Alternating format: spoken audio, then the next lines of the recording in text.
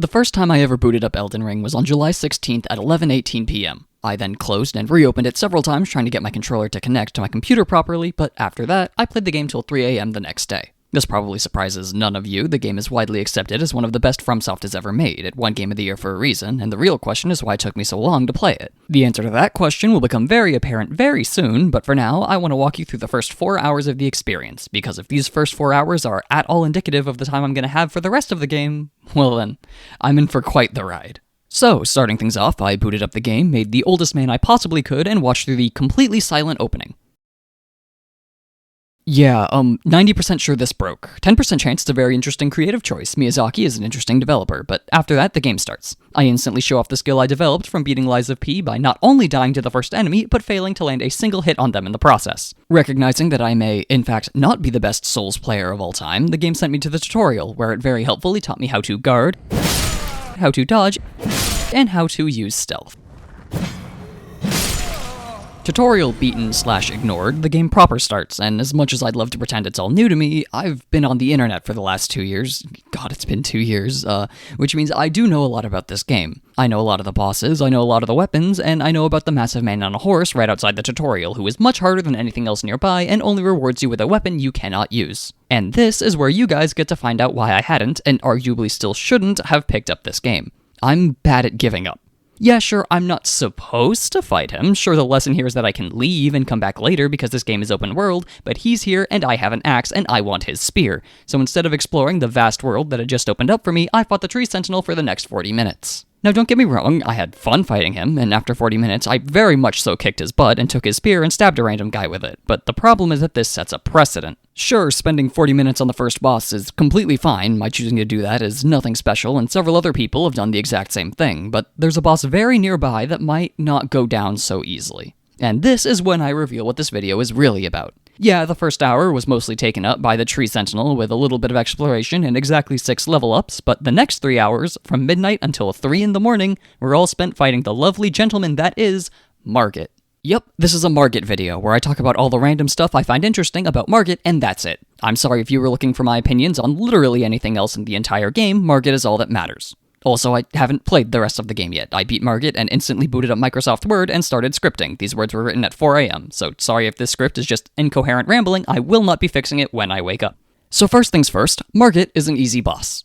Or at least he would be if he didn't know magic. The problem is, he knows magic, and that causes all sorts of problems. Like, look at this guy, he's kinda tall, he's got a big stick, he's discovered how to jump 500 feet in the air, but the wind-up on his attacks is generally easy to identify and dodge. Sure, a few, like the aforementioned 500-foot jump, have a bit of delay on them, and this uppercut attack specifically is pretty fast, but those just come down to timing and practice. The magic he uses, however, is a bit more complicated. Margit has the ability to conjure these little swords out of thin air, and they are the biggest reason this fight is so hard. Not because they're strong, they're objectively not, but because of how he uses them. Unlike his other moves, the magic swords hardly ever make an appearance on their own. In fact, they hardly even appear in most of his attack strings, unless you give Margit a reason to use them. You see, the biggest difference I've noticed between the bosses I've fought in other games and Margit is that Margit is reactionary.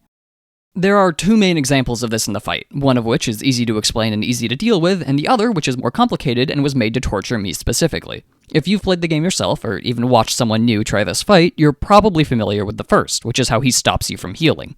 There's a bit of RNG involved, and he won't do it every time, but for the most part, if you try to take a drink and heal, Margit will respond by throwing a glowy magic sword at you, which, as anyone who's had a glowy magic sword thrown at them would know, stops you from drinking.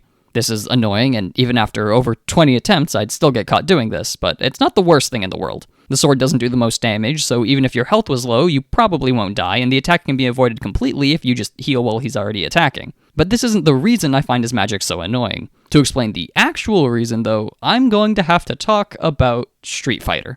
On September 26th, 2023, Aki was released as a DLC character for Street Fighter 6, and I decided I never wanted to play anyone else. From their weird snake-like movement to their poison gimmick to their debatably way too long combos, everything about them seemed perfect, but for this video, the most important part of their moveset is this attack. This move is arguably the strongest in Aki's entire kit. It can be a shield to approach behind, an effective tool for applying poison, or an incredibly niche way to extend combos. It can even, and take special note of this, be used to fool an enemy on defense into lowering their guard. You see, if Aki blows her bubble directly in a blocking opponent's face, she becomes incredibly vulnerable. -10 for those who know and care about what that means. However, Aki has the option of following up the bubble with this lovely little whip attack, meaning any potential enemy who tries to punish her for blowing bubbles might find themselves being the ones punished. Now, as much as I want to, and plan on, talking about Aki for several more hours, I should explain what this has to do with Margit. Put simply, he can also do this. The clearest example is this combo right here, which ends with Margit stabbing his oversized walking stick straight into the pavement. This move, like Aki's bubble, appears incredibly punishable. I mean, look how long it takes him to pull the stick out of the ground. It seems like the perfect time to get in a few swings. But look what happens when I step forwards to try. That's right, Margit reacts to your attempt to attack by attacking back with his wizard sword, just like Aki can react with her whip. This attack, along with a couple others, are all incredibly punishable on their own, and being the horrible little trickster that he is, Margit will even let you succeed every now and then. But for the most part, these moves are all actually traps set for you to fall into. Now, obviously, I'm not a revolutionary genius discovering brand new pieces of Elden Ring boss design here. Reactions like this are widely known, and anyone like me who decides fighting them for 3 hours is better than doing literally anything else will probably notice them. But unlike those people, who I've often heard complain about how unfair and cheap this feels, as the bosses are literally reading your inputs, I think this might be one of my favorite aspects of the fight. I won't deny that being told you can't attack a boss that's standing in front of you with what is basically a massive hit me sign floating above them can be frustrating, but the act of actively recognizing and avoiding that trap, of just standing there while the boss slowly gets up, well, it really feels like you're outsmarting them. Which is maybe a bit of a dumb thing to say about a piece of code, but seriously. Recognizing this pattern won't necessarily net you any extra damage against the boss, but it will bring you one step closer towards your eventual success, and that feeling is exactly what I'm playing this game for. Now, some of you might be wondering why I felt the need to bring up Street Fighter to explain a concept as simple as Margit sometimes hit you when you try to hit him, and the answer is that I will take any excuse to talk about Street Fighter at any given point, and this is my video and you can't stop me. But also, in a way, fighting Margit is a lot like playing Street Fighter. Except my opponent is just better in every single way, and I can only take 2 hits. And I mean that in a more detailed way than just, it's like a fighting game because I have to hit him and not get hit. It's actually got more specific details that require more or less the exact same thought patterns. For example, an important part of punishing an attack in Street Fighter is knowing how many frames you have to punish it, or how minus it is after you've blocked it. For example, if we ignore the whip follow-up, Aki's bubble from earlier is -10, meaning any attack that is 10 frames or faster can be used to punish it. The same rough idea can be applied when punishing Margit's moves. Sure, you're not counting the number of frames he'll be vulnerable for, but you will start getting a sense for how many attacks you'll be able to land before he's recovered. I even found myself using fighting game terminology during the fight. This attack is -2, this one is -4, and this attack is -2 and is followed up by an attack that's -4. This pattern helped me optimize my punishes, and more importantly, kept me safe from being too greedy and getting a sword to the face. Now, I'm aware that things like punishable attacks and traps are by no means unique to fighting games, and in no way am I saying these concepts are from fighting games either. I just want to point out how these ideas influenced how I was thinking about the fight, and more importantly, how they absolutely messed me up when I got to Margit's second phase. Up to this point, I've shown some tricky stuff, but most of it has to do with Margit's tiny little swords, which, to be honest, hardly do any damage. Nothing I've talked about warrants the supposed 3 hours I've spent fighting this guy, and that's because once he gets to half health, the rules change. While the first half of the fight tested my knowledge, the second half tested my timing.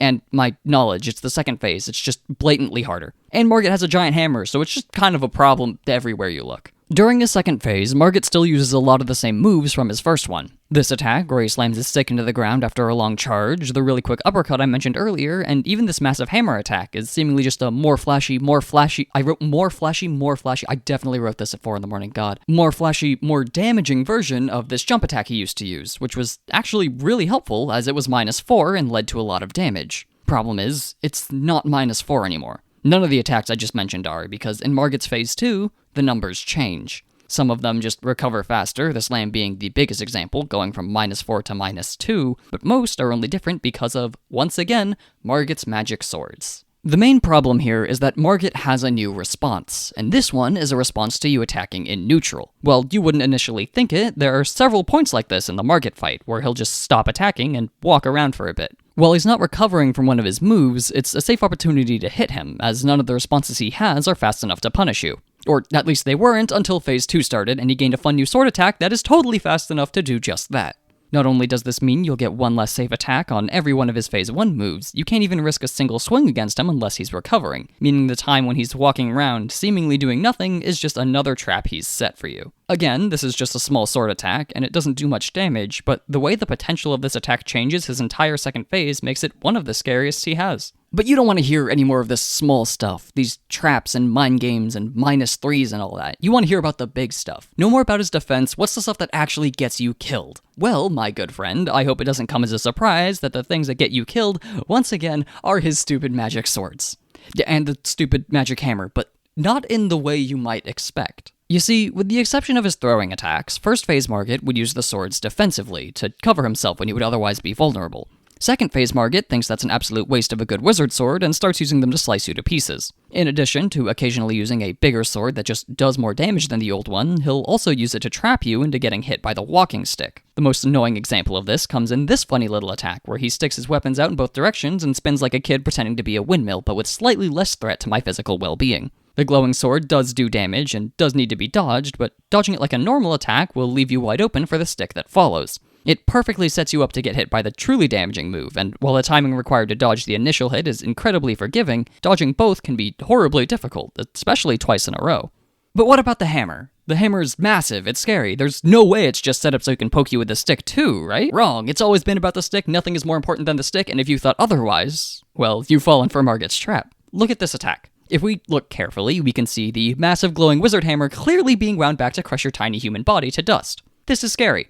Objectively, but what should be scarier is the stick in his other hand, which isn't as bright or massive or filled with murderous intent as the hammer, but is significantly closer to you and your vital organs. While your eyes are on the hammer, Margit hits you with the stick, which not only hurts a lot, but also locks you in place so you can't dodge the hammer, which hurts a lot more. But not only does the hammer hurt, because it's a hammer, it also sets up Margit perfectly for a follow-up attack, which, if you are as low on health as I was, will definitely kill you every single time. And that's pretty much it for all the specific stuff I wanted to say about the Margit fight. But I do have a bunch more unspecific stuff I want to say real quick before I wrap up, so bear with me for just a few more moments. The attack I just talked about and the jumping attack are the only two hammer attacks Margit uses, which is a horrible underutilization of a massive wizard hammer. This uppercut attack can be punished like 90% of the time, but every now and then he doesn't let you, and I hate that. I've misspelled Margit exactly 7 times while writing the script. 8 times while writing the script. When Margit hits you enough to break your guard, he does this cool scissor attack, which would be much scarier if you couldn't just dodge it every single time. After I won, my character stood still for exactly 48 seconds. This is because I ran to my living room to pet my dog in celebration. My dog did not appreciate this, it was 3 a.m. I've misspelled Margit exactly 9 times while writing the script. And finally, everything about this fight was super fun, and I'm really looking forward to the rest of the game. Except for that one time he knocked me off a cliff. That was stupid and unfair, and I will sue. Anyways, that's it for the video. I've played a little more Elden Ring since I recorded and scripted all of this. I've learned you can two-hand weapons, that would have been nice to know, and I will be making a video on the rest of the game, probably. If you can't tell by the multiple months without any content, I'm not the best at planning things, and while I have a bunch of stuff coming, I can't promise any of it will arrive within the next year. Half the reason I got this thing out is because I wanted something for the channel anniversary, and given I'm recording this at 1 a.m. on the day of that anniversary, I'm betting that's probably not happening. But yeah, 1 year of YouTube. Yay. Thanks for watching my stuff. It's been fun making it. I'll probably make more. There is a Discord, there is a Twitter. I don't really interact with either, but they exist and you can message me in both. But that's all for today. I'm gonna go vanish back into my scripting cave and start trying to make a Street Fighter video for the 15th time. See ya.